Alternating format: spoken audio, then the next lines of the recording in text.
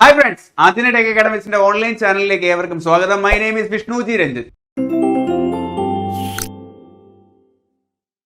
ഇന്ന് നമ്മൾ നോക്കാൻ വേണ്ടി പോകുന്നത് ഇന്ത്യൻ ഭരണഘടനയിലെ ആർട്ടിക്കിളുകൾ എന്ന ഭാഗമാണ്. കഴിഞ്ഞ ക്ലാസ്സിൽ നമ്മൾ അമെൻമെന്റിനെ കുറിച്ച്, ഭേദഗതിയെ കുറിച്ച് കോഡിലൂടെ പഠിച്ചിട്ടുണ്ടായിരുന്നു. ആ ക്ലാസ് കാണാത്തവർ ഞാൻ ലിങ്ക് ഡിസ്ക്രിപ്ഷനിൽ കൊടുത്തിട്ടുണ്ടാവും, പോയി കണ്ടിട്ട് വരിക. അല്ല എന്നുണ്ടെങ്കിൽ ചാനലിലെ പ്ലേലിസ്റ്റിനുള്ളിൽ പൊളൈറ്റി എന്ന ഭാഗത്ത് ഉണ്ടാകും.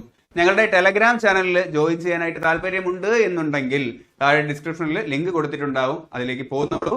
ഞങ്ങൾ എടുക്കുന്ന ക്ലാസ്സുകളുടെ PDF നിങ്ങൾക്ക് ആവശ്യമാണ് എന്നുണ്ടെങ്കിൽ അവിടെ ചോദിച്ചാൽ മതിയാവും, ഞാൻ അയച്ചു തരാം. ഓക്കെ, അപ്പൊ നമ്മൾ ഇന്ന് നോക്കാൻ വേണ്ടി പോകുന്നത് ആർട്ടിക്കിളുകൾ കോഡിലൂടെയാണ്. 1 മുതൽ 150 വരെയുള്ള ആർട്ടിക്കിളുകളാണ് നമ്മൾ ഈ ഭാഗത്ത് കോഡിലൂടെ നോക്കാനായി പോകുന്നത്. എനിക്ക് ഉറപ്പുണ്ട് ഈ ഭാഗത്ത് നിന്നുള്ള ക്ലാസ് നിങ്ങൾ കണ്ടു കഴിയുമ്പോൾ ഇനി മത്സര പരീക്ഷകളിൽ ഈ ഭാഗത്ത് നിന്നുള്ള ചോദ്യങ്ങൾ ഉണ്ടായാൽ നിങ്ങൾ ഞാൻ പറയുന്ന കോഡ് ജസ്റ്റ് ഒന്ന് ഓർത്ത് ഇമാജിൻ ചെയ്ത് കണക്ട് ചെയ്താൽ മാത്രം മതിയാവും, നിങ്ങൾക്ക് ആൻസറിലേക്ക് എത്തുവാനായിട്ട് കഴിയും. അപ്പോ നമുക്ക് ക്ലാസ്സിലേക്ക് കിടക്കാം. ഓക്കെ, അതിന് മുന്നേ ആയിട്ട് ഞാൻ ചെയ്യുന്ന ക്ലാസ്സുകൾ നിങ്ങൾക്ക് ഇഷ്ടമാവുകയാണ് എന്നുണ്ടെങ്കിൽ ലൈക്ക് ചെയ്യാനും ഷെയർ ചെയ്യാനും സബ്സ്ക്രൈബ് ചെയ്യാനും മറക്കരുത്. ഞങ്ങളുടെ ക്ലാസ്സുകൾ റെഗുലർ ആയിട്ട് നിങ്ങളിലേക്ക് എത്തുവാനായിട്ട് ബെല്ലൈക്കണിൽ ക്ലിക്ക് ചെയ്യാനും മറക്കരുത്. അപ്പോ ക്ലാസ്സിലേക്ക് കിടക്കാം. അപ്പൊ നമുക്ക് ഈ ക്ലാസ്സില് ആർട്ടിക്കിൾ 1 മുതൽ 11 വരെ 2 ഭാഗങ്ങളായിട്ടാണ്. ഈ ഭാഗങ്ങളെ കുറിച്ച് പഠിക്കുമ്പോഴത്തേക്കും നമുക്ക് ഡീറ്റെയിൽഡ് ആയിട്ട് ഇതിൽ നിന്നുള്ള കാര്യങ്ങൾ നോക്കാം. നമ്മൾ മെയിൻ ആയിട്ട് ആർട്ടിക്കിൾ 14 മുതലാണ് കോഡിലൂടെ ഇന്ന് പഠിച്ചു പോകാനായിട്ട് പോകുന്നത്. അതിനു മുന്നേ 1 മുതൽ 11 വരെയുള്ള ആർട്ടിക്കിളുകളിൽ 1 മുതൽ 4 വരെ ഓക്കെ, ഇന്ത്യ ഒരു സ്റ്റേറ്റുകൾ ചേർന്നുള്ള യൂണിയൻ ആണ് എന്ന് വിശദീകരിക്കുന്നതാണ് എന്ന് ഓർത്തോളൂ. ഓക്കെ, ആർട്ടിക്കിൾ 3 പറയുന്നത് എന്ന് പറഞ്ഞു കഴിഞ്ഞാൽ സ്റ്റേറ്റുകളുടെ രൂപീകരണവും ഫോർമേഷനും സ്റ്റേറ്റുകൾക്ക് പേര് കൊടുക്കുന്നതും എല്ലാത്തിനെയും കുറിച്ചിട്ടാണ്. ത്രിപുര സ്റ്റേറ്റ് എന്ന് ഓർത്തോളൂ. സ്റ്റേറ്റുകളെ കുറിച്ച് ചോദിച്ചു കഴിഞ്ഞാൽ ത്രിപുരയെ ഓർത്തോളൂ. അതിലൊരു 3 ഇല്ലേ, അപ്പൊ ആർട്ടിക്കിൾ 3 ആണ് സ്റ്റേറ്റുകളെ കുറിച്ച് പരാമർശിക്കുന്നത്. എന്നാൽ ആർട്ടിക്കിൾ 1 എന്താണെന്ന് ചോദിച്ചു കഴിഞ്ഞാൽ India as A union of state അല്ലേ, സ്റ്റേറ്റുകൾ കൂടി ചേർന്നിട്ടാണ് ഇന്ത്യ എന്ന മഹാരാജ്യം ഉണ്ടായിരിക്കുന്നത്. ഇന്ത്യയുടെ ഒഫീഷ്യൽ നെയിം എന്ത് എന്ന് ചോദിച്ചു കഴിഞ്ഞാൽ ദി റോയ് എന്ന് ഓർത്തോളൂ.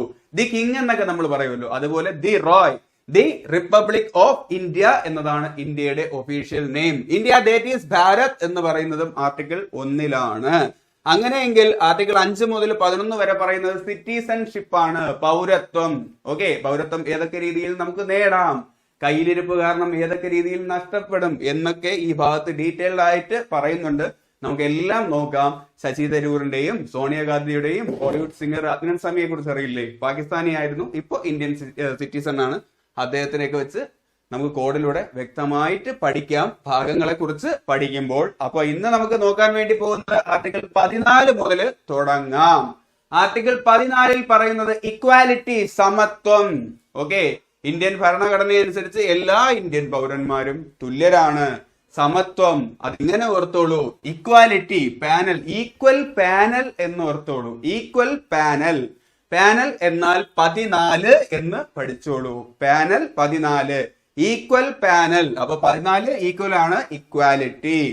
അങ്ങനെയെങ്കിൽ ആർട്ടിക്കിൾ 15 എന്ത് എന്ന് ചോദിച്ചു കഴിഞ്ഞാൽ പഞ്ച്. പഞ്ച് എന്ന് പറഞ്ഞാൽ ഇടിയാണ്. എപ്പോഴാണ് ഇടി കൊടുക്കുന്നതെന്ന് പറഞ്ഞു കഴിഞ്ഞാൽ ഇത് മതത്തിന്റെയോ വംശത്തിന്റെയോ ജാതിയുടെയോ ലിംഗത്തിന്റെയോ ജനന സ്ഥലത്തിന്റെയോ പേരിൽ ഒരു പൗരനോടും വിവേചനം കാട്ടരുത്. അങ്ങനെ കാട്ടിയാൽ ആ കാട്ടുന്ന സമയത്ത് നല്ല പഞ്ച് കൊടുക്കണം. അതാണ് 15. ഓക്കെ, മതത്തിന്റെ പേരിൽ ജാതിയുടെ പേരിൽ വിവേചനം കാണിക്കരുത്. മതമേതായാലും മനുഷ്യൻ നന്നായിരുന്നാൽ മതി. ആരാണ് പറഞ്ഞത്? ശ്രീനാരായണ ഗുരു. ജാതി ചോദിക്കരുത്, പറയരുത്, ചിന്തിക്കരുത്, ശ്രീനാരായണ ഗുരു പറഞ്ഞതാണ്. അത് മാത്രമല്ല ലിംഗത്തിന്റെ പേരിലും ഓക്കെ, ആൺ പെൺ ഭിന്നലിംഗക്കാർ അങ്ങനെയുള്ള ഒരു രീതിയിലുള്ള വിവേചനവും പാടില്ല. പിന്നെ ജന്മ സ്ഥലത്തിന്റെ പേരിൽ തെക്കൻ വടക്കൻ നടുവിലുള്ളവൻ അങ്ങനെയൊക്കെ നമ്മുടെ കേരള നമ്പർ ഉണ്ടെന്ന് പറയുന്നുണ്ടെങ്കിലും ഇവിടെയും സോഷ്യൽ മീഡിയയിൽ മുഴുവൻ ആ രീതിയിലുള്ള കമന്റ്സ് ഒക്കെ കാണാറുണ്ടല്ലേ. അങ്ങനെയും വിവേചനം പാടില്ല. ഇങ്ങനെയൊക്കെ പറഞ്ഞാൽ നല്ല പഞ്ച് കൊടുക്കൂ എന്നാണ് ഭരണഘടനയിൽ പറയുന്നത് എന്നോർത്തോളൂ. പഞ്ച് 15. ഈ രീതിയിലുള്ള ഒരു വിവേചനവും ഒരു പൗരനോടും കാണിക്കരുത്. ഓക്കെ, അങ്ങനെയെങ്കിൽ ആർട്ടിക്കിൾ 16 പറയുന്നത് എന്ത് എന്ന് ചോദിച്ചു കഴിഞ്ഞു കഴിഞ്ഞാൽ അവസര സമത്വം. 16 മലയാളത്തിൽ 16, അത് വെച്ചിട്ട് PR എന്ന് ഓർത്തോളൂ. അവസര സമത്വം.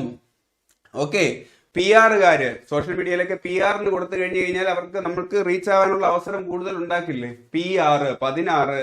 അപ്പൊ അവസരം ഉണ്ടാക്കി തരുന്നതാണ് PR. അല്ല എന്നുണ്ടെങ്കിൽ ഇങ്ങനെ ഓർത്തോളൂ, 16 തികഞ്ഞ പാൽക്കാരൻ പയ്യന് പാല് വിൽക്കാനുള്ള അവസരം. ഓക്കെ, ചോക്ലേറ്റ് സിനിമയാണെന്ന് തോന്നുന്നു. അതിലൊരു ഡയലോഗ് ഇല്ലേ, 16 കഴിയാത്ത പാൽക്കാരൻ പയ്യനെ പീഡിപ്പിച്ചു എന്നൊക്കെ പറഞ്ഞിട്ട്. ഞാൻ അത് വെച്ചിട്ടാണ് ഓർത്തിരിക്കുന്നത്.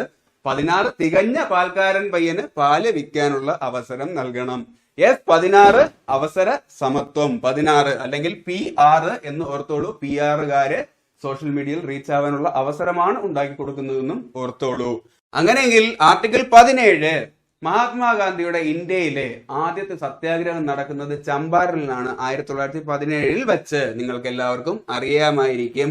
അപ്പോ ആ 1917 എടുക്കൂ. ആർട്ടിക്കിൾ 17 അതുപോലെ ഗാന്ധിജിയുമായിട്ട് ഒരു ബന്ധമുണ്ട് എന്ന് ഓർത്തോളൂ. മഹാത്മാഗാന്ധിക്ക് ജയ് എന്ന് പറഞ്ഞ് പാസാക്കിയ ആർട്ടിക്കിൾ ഏത് എന്ന് ചോദിച്ചു കഴിഞ്ഞാൽ ആർട്ടിക്കിൾ 17 ആണ്. ചമ്പാരൻ നടന്ന വർഷം 1917, ഗാന്ധിജിയുടെ ഇന്ത്യയിലെ ആദ്യത്തെ സത്യാഗ്രഹം. എങ്കിൽ ആ 17 ആർട്ടിക്കിൾ 17 മഹാത്മാഗാന്ധി കി ജയ് എന്തുകൊണ്ട് വിളിച്ചു എന്ന് പറഞ്ഞു കഴിഞ്ഞാൽ അയിത്ത നിർമ്മാർജ്ജനമാണ് ഈ ആർട്ടിക്കിളിലൂടെ നടപ്പിലാക്കിയത്. അബോളിഷസ് അൺടച്ചബിലിറ്റി, അയിത്ത നിർമ്മാർജ്ജനം. ഓക്കെ, ഇനി ഒരു മനുഷ്യനോടും അയിത്തം കാണിക്കരുത് എന്ന് പറഞ്ഞ് മഹാത്മാഗാന്ധി കി ജയ് വിളിച്ചത് കൊണ്ടാണ് ആ ആർട്ടിക്കിള് നടപ്പിലാക്കിയത് എന്ന് ഓർത്തോളൂ. എങ്കിൽ ആർട്ടിക്കിൾ 18 ബഹുമതികൾ നിർത്തലാക്കുക. ഇങ്ങനെ ഓർത്തോളൂ, 18 വയസ്സ് ഒരു പൗരനായി കഴിഞ്ഞു കഴിഞ്ഞാൽ 18 വയസ്സ് വരെ നാട്ടുകാരും വീട്ടുകാരൊക്കെ ക്ഷമിക്കും. എന്തെങ്കിലും കൊള്ളരുതായ്മ കാണിച്ചാൽ, കുഞ്ഞല്ലേ പാവമല്ലേ എന്ന്. 18 വയസ്സിന് ശേഷവും അത് തന്നെ തുടരുകയാണെന്നുണ്ടെങ്കിൽ പിന്നെ ബഹുമാനം അങ്ങ് പോകും. നാട്ടുകാരും വീട്ടുകാരും തന്നുകൊണ്ടിരുന്ന ബഹുമാനമൊക്കെ അങ്ങ് പോകും. ബഹുമതികൾ നിർത്തലാക്കും. അല്ലേ? അഡൽട്ട് ആവുന്നത് 18ാമത്തെ വയസ്സിലാണ്. 18 വയസ്സിന് ശേഷം ബഹുമതികൾ നിർത്തലാക്കുക. അങ്ങനെ ഓർത്തോളൂ. അബോളിഷൻ ഓഫ് ടൈറ്റിൽസ് എന്നാണ്. ഇത് സ്റ്റേറ്റ് നൽകുന്ന പല ടൈറ്റിൽസും നിർത്തലാക്കുകയും പിന്നെ ഒരു ഇന്ത്യൻ പൗരന് വിദേശത്ത് നിന്ന് നൽകുന്ന ടൈറ്റിൽസ് ഒക്കെ വന്നിട്ട് നമ്മുടെ സെൻട്രലിന്റെ ഒക്കെ അനുമതിയോടുകൂടിയേ മേടിക്കാനായിട്ട് പറ്റത്തുള്ളൂ. പണ്ട് ഈ സ്റ്റേറ്റ് ബേസിൽ വന്നിട്ട് നവാബ് അങ്ങനെ പല ടൈറ്റിൽസ് ഉണ്ടായിരുന്നു. അതെല്ലാം നിർത്തലാക്കി. അതെല്ലാം സെൻട്രലിന്റെ അനുമതിയോടുകൂടി മാത്രമേ ടൈറ്റിൽസ് എല്ലാം നൽകാവൂ എന്നുള്ള രീതിയിൽ കണക്ട് ചെയ്ത് ഓർത്ത് പഠിച്ചോളൂ. ബഹുമതികൾ നിർത്തലാക്കുക. ആർട്ടിക്കിൾ 18. അടുത്ത് നോക്കാനുള്ളതാണ് ആർട്ടിക്കിൾ 19. 6 തരത്തിലുള്ള വ്യക്തി സ്വാതന്ത്ര്യമാണ് ആർട്ടിക്കിൾ 19 പറയുന്നത്. ഇത് നോക്കുന്നതിന് മുന്നേ ആയിട്ട് ഈ ആർട്ടിക്കിളുകൾ ഉണ്ടാവാനുള്ള കാരണം 1919 അവിടെയും 2/19 ഉണ്ട്.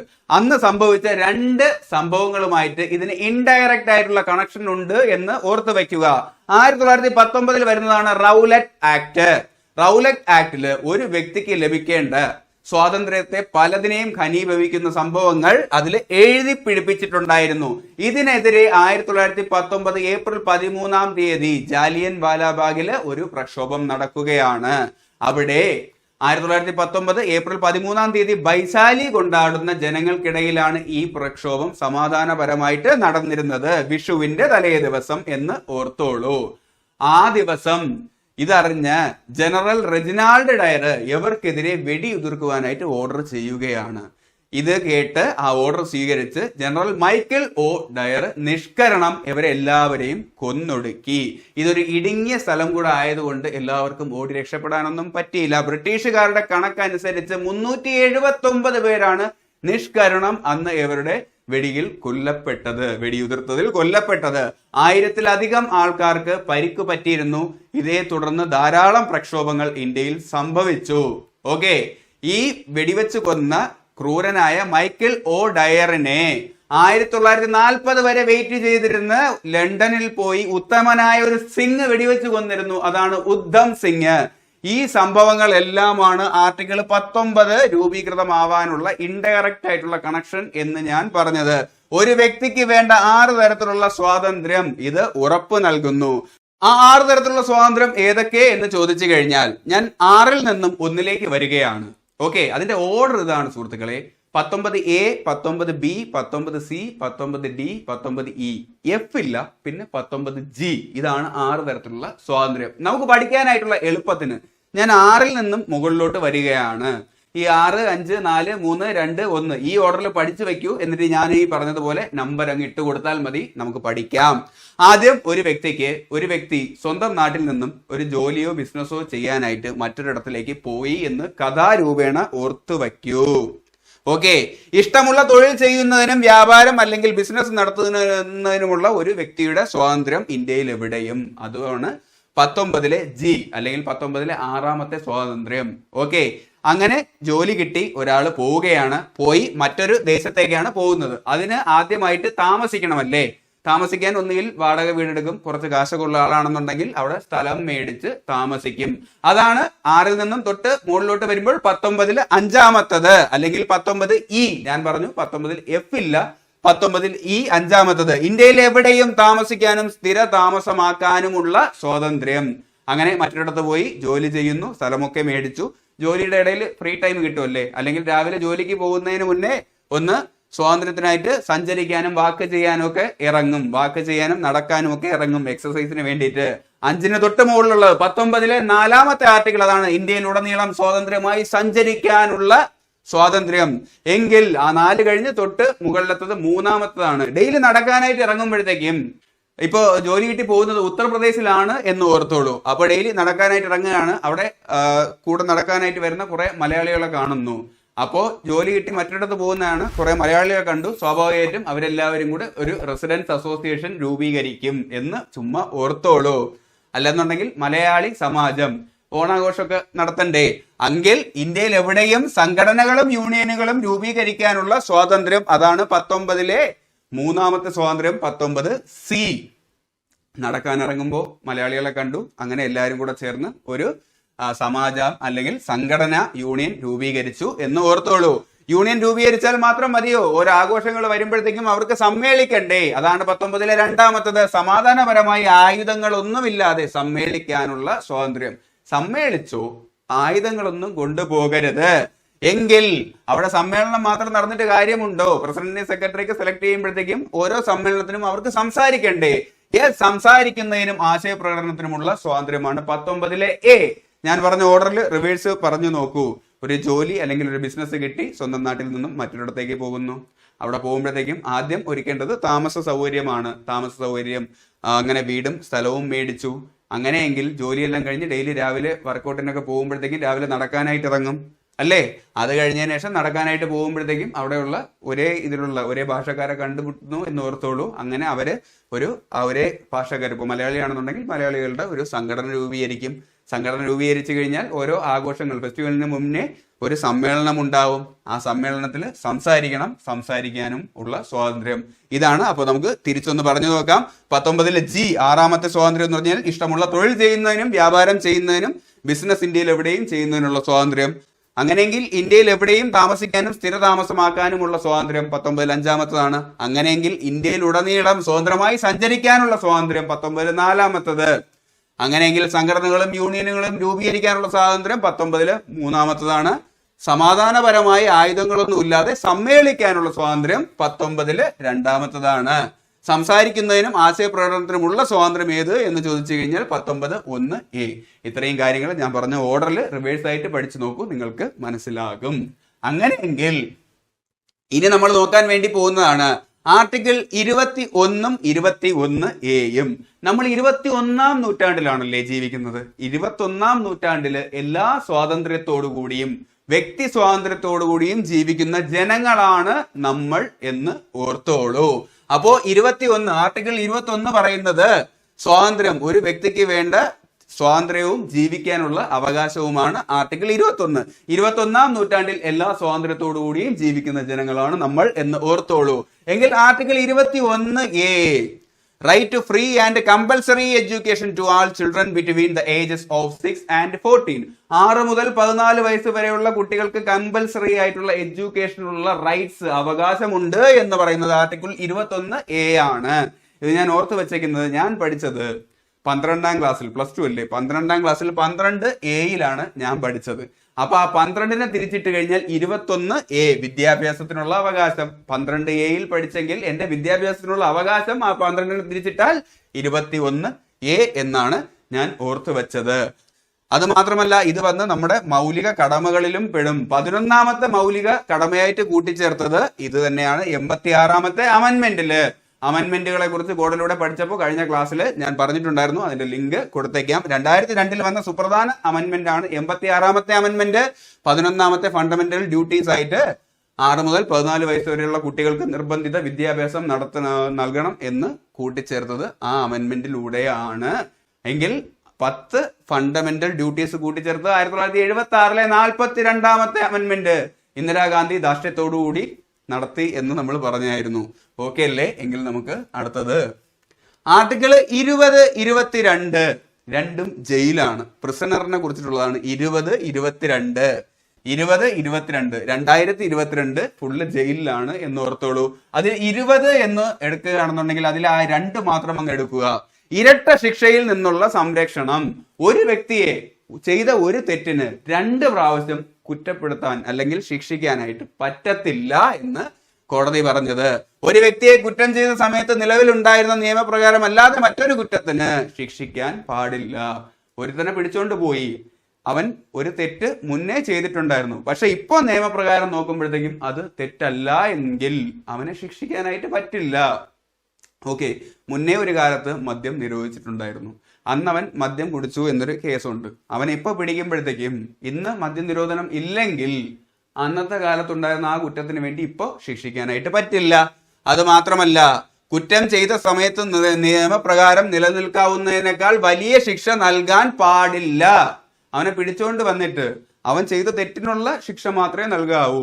ഒരു പേന മോഷ്ടിച്ചു എന്നുള്ള കേസിനാണ് പിടിച്ചെങ്കിൽ അവന് തൂക്കിക്കൊലയൊന്നും നൽകാൻ വേണ്ടിയിട്ട് പറ്റില്ല എന്നും പറയുന്നത് ഈ ആർട്ടിക്കിളിലാണ്. ആർട്ടിക്കിൾ 20, 2 എന്ന് ഓർത്തോളൂ. മെയിനായിട്ട് ചോദിക്കുന്നത് ഒരാളെ ചെയ്ത കുറ്റത്തിന് 2 പ്രാവശ്യം ശിക്ഷിക്കാനായിട്ട് പറ്റില്ല. അങ്ങനെയെങ്കിൽ 22 ആർട്ടിക്കിൾ 22 അറസ്റ്റിനുള്ള കാരണം അറിയാനുള്ള അവകാശം. ആർട്ടിക്കിൾ 22 നരസിംഹത്തിലെ തിലകൻ ചെയ്ത ക്യാരക്ടറും ലാലേട്ടനെയും വെച്ച് ഓർത്തോളൂ. പുള്ളിയെ പിടിച്ചിട്ട് പോകുമ്പോഴത്തേക്കും ലാലേട്ടൻ ആദ്യം വന്ന് ജീപ്പ് തടഞ്ഞു നിർത്തിയിട്ട് എന്തിനാണ് അറസ്റ്റ് ചെയ്തതെന്നല്ലേ ചോദിക്കുന്നത്. അറസ്റ്റ് ചെയ്ത കാരണങ്ങൾ അറിയാനുള്ള അവകാശം. അത് കഴിഞ്ഞിട്ട് കാര്യം പറഞ്ഞിട്ട് പുള്ളിയെ കസ്റ്റഡിയിൽ വിളിച്ചോണ്ട് പോകും. അവിടെ വെച്ചിട്ട് അറസ്റ്റ് ചെയ്ത് കസ്റ്റഡിയിൽ എടുക്കുന്ന ഓരോ വ്യക്തിയെയും അറസ്റ്റ് ചെയ്തതിന് ശേഷം 24 മണിക്കൂറിനുള്ളിൽ ഏറ്റവും അടുത്ത മജിസ്ട്രേറ്റിന് മുന്നിൽ ഹാജരാക്കണം. അത് മാത്രമല്ല, അറസ്റ്റ് ചെയ്യുന്ന സമയത്തുള്ള അവരുടെ സംരക്ഷണയും ഉറപ്പുവരുത്തണം. അല്ലേ? പുള്ളിയെ വിളിച്ചിട്ട് പോയി അടുത്ത് മജിസ്ട്രേറ്റിന് മുന്നിൽ ഹാജരാക്കുന്ന പരിപാടിയാണ്. തുറങ്കലിൽ അടയ്ക്കുമ്പോഴത്തേക്കും ആ സംരക്ഷണവും ഉറപ്പുവരുത്തണം എന്നും പറയുന്നുണ്ട്. അതുമാത്രമല്ല, ഈ പുള്ളിക്ക് നിയമോപദേശം തേടാനുള്ള അവകാശവും ഉണ്ട്. ഇത് കഴിയുമ്പോഴത്തേക്കും ലാലേട്ടൻ പറയും എനിക്ക് എങ്ങനെ ഇറക്കാനെന്ന് അറിയാം എന്ന് നോക്കിയിട്ട് നേരെ പോകുന്നത് മമ്മൂക്കയുടെ അടുത്താണല്ലേ. മമ്മൂക്കയുടെ അടുത്ത് നിയമോപദേശം തേടും. മമ്മൂക്ക വന്ന് അദ്ദേഹത്തെ കുറ്റവിമുക്തനാക്കും എന്നും പഠിച്ചോളൂ. അപ്പൊ ആർട്ടിക്കിൾ 22 വന്നിട്ട് നരസിംഹ സിനിമയിലെ കഥ ഓർത്താൽ മതി. അദ്ദേഹത്തെ ആദ്യം പിടിച്ചിട്ട് പോകുമ്പോൾ ലാലേട്ടൻ വന്ന് അല്ലെ ജീപ്പിൽ വന്ന് ക്രോസ് സൈഡിൽ നിന്ന് കാരണം അന്വേഷിക്കും. പിന്നെ അദ്ദേഹത്തെ നേരെ കൊണ്ടുവന്നിട്ട് മജിസ്ട്രേറ്റിന്റെ മുന്നിൽ ഹാജരാക്കും. പിന്നെ തുറങ്കലിൽ അടയ്ക്കും. നേരെ നിയമോപദേശം തേടും. മമ്മൂക്ക വന്ന് അദ്ദേഹത്തെ ഇറക്കും. അപ്പൊ 2022 ഫുള്ള് ജയിലിലാണ്. അതിൽ ആ 20 വന്നിട്ട് 0യ്ക്ക് വിലയില്ലല്ലോ. ഈ 2 വില. ചെയ്ത കുറ്റത്തിന് 2 പ്രാവശ്യം ഒരു വ്യക്തിയെ ശിക്ഷിക്കാനായിട്ട് പാടില്ല. അതുമാത്രമല്ല, അദ്ദേഹം ചെയ്ത കുറ്റത്തിനനുസരിച്ചുള്ള ശിക്ഷയാണ് നൽകേണ്ടത്. അതിന് ഏറ്റവും മാക്സിമം ആയിട്ടുള്ള തൂക്കുകയറൊന്നും കൊടുക്കാനായിട്ട് പാടില്ല. മാത്രമല്ല, അദ്ദേഹത്തെ പിടിക്കുന്ന സമയത്ത് ഇന്ന് നിലനിൽക്കുന്ന ഒരു തെറ്റ് ചെയ്തിട്ടുണ്ടെങ്കിൽ മാത്രമേ അദ്ദേഹത്തെ ശിക്ഷിക്കാൻ പാടുള്ളൂ. പണ്ട് മദ്യനിരോധനം ഉണ്ടായിരുന്നു. അന്ന് അദ്ദേഹം മദ്യം കുടിച്ചു എന്ന് പറഞ്ഞ് ഇന്ന് പിടിക്കുമ്പോൾ ഇന്ന് മദ്യനിരോധനം ഇല്ല എന്നുണ്ടെങ്കിൽ അദ്ദേഹത്തെ ശിക്ഷിക്കാനായിട്ട് പറ്റത്തില്ല. അപ്പോ 20, 22 ഒക്കെ സെറ്റ് അല്ലേ? അപ്പൊ നമുക്ക് അടുത്തതിലേക്ക് കടക്കാം. Article 25 to 28 guarantee to the right to religion. ഏത് മതത്തിലും അവരുടെ ആചാരങ്ങളും അനുഷ്ഠിക്കാനുള്ള ഗ്യാരണ്ടി. നിയമപരമായി നിലനിൽക്കുന്ന ആചാരങ്ങളെല്ലാം നമുക്ക് അനുഷ്ഠിക്കാം. മതത്തിൽ ചേർന്നു എന്ന് പറഞ്ഞിട്ട് എല്ലാ മതത്തിലും പോയിട്ട് അവിടെ നിൽക്കുന്ന ബ്ലാക്ക് മാജിക് ഒന്നും ചെയ്യാനൊന്നും പറ്റില്ല. മതത്തിൽ ചേരാനും അതിൽ നിയമപരമായി നിലനിൽക്കുന്ന ആചാരങ്ങൾ അനുഷ്ഠിക്കാനുമുള്ള അവകാശമാണ് 25 മുതൽ 28 വരെ പറയുന്നത്. ഞാൻ ഓർത്തിട്ടുള്ളത് 25 എന്ന് കിട്ടാനായിട്ട് രാവണനെയാണ് ഓർത്തിട്ടുള്ളത്. 2 സൈഡും 5 തലയല്ലേ? 2 സൈഡും 5 തല വെച്ചിട്ടാണ്. 10 തലയിൽ 2 സൈഡും 5 തല. അതാണ് 2, 5, 25. 25 മുതൽ 28 വരെ മതപരമായിട്ടുള്ളതാണ്. അങ്ങനെയെങ്കിൽ 29, 30 എന്ന് പറഞ്ഞു കഴിഞ്ഞാൽ ന്യൂനപക്ഷത്തിന് വേണ്ടിയിട്ടുള്ളതാണ്.